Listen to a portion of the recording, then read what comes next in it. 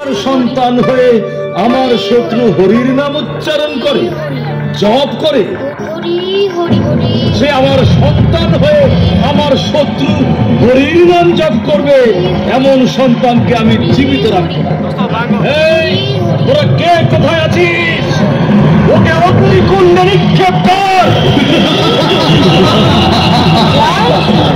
হিরণ্যকশিপু একাধিকবার পুত্র প্রহ্লাদকে হত্যার উদ্দেশ্যে বিষধর সাপের গহ্বরে পাহাড়ের চূড়া থেকে নিক্ষেপ করে পাগলা হাতির পায়ে ফেলে। কোথায় তোর হরি? এই আকাশে, বাতাসে, প্রাসাদে, মাটিতে কোথায় রে?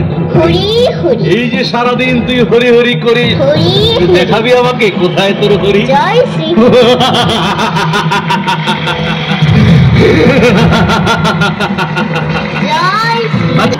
আর তখনই স্তম্ভের ভেতর থেকে শ্রী হরি নরসিংহ রূপ ধারণ করে আবির্ভূত হয়ে কি ঘটালেন তাই এবার অবলোকন করি।